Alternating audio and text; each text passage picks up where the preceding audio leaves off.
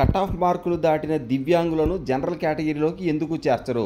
అలాగే cut off మార్కులు దాటిన కేటగిరీ రిజర్వ్డ్ అభ్యర్థులను జనరల్ కేటగిరీలోకి ఎందుకు చేర్చరు అనే విషయాన్ని ఇక్కడ మీరు గమనించవచ్చు. కేవలం దివ్యాంగుల రిజర్వేషన్లకు సంబంధించి ఫైల్ అయినటువంటి ఒక కేసులో భాగంగా ఈ వ్యాఖ్యలు చేయడం జరిగింది.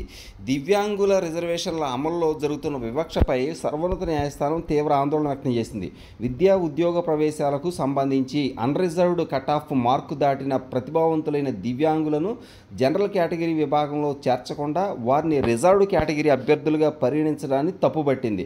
దీనివల్ల మరో దివ్యాంగుడికి రిజర్వేషన్ పొందే అవకాశం దక్కకుండా పోతుందని జస్టిస్ విక్రమ్నాథ్, జస్టిస్ సందీప్ మెహతా ధర్మాసనం శుక్రవారం ఆవేదన వ్యక్తం చేసింది. కుల ఆధారిత రిజర్వేషన్లలో జనరల్ కేటగిరీ కట్ ఆఫ్ దాటిన అభ్యర్థులకు రిజర్వేషన్ సీటు కేటాయించకుండా వారిని జనరల్ కేటగిరీ అభ్యర్థులుగా పరిగణిస్తారు. దీనివల్ల ఆ రిజర్వ్డ్ కులంలో మరో వ్యక్తికి ఆ సీటు దక్కుతుంది. అదే అవకాశాన్ని దివ్యాంగులకు ఇవ్వడం లేదని మాకు తెలిసింది. ఇది ఆందోళన కలిగించే అంశమని, ప్రతిభ కనబరిచిన దివ్యాంగులను మెరిట్ జాబితాలో పైకి పంపించకపోవడం దారుణమని ధర్మాసనం పేర్కొంది.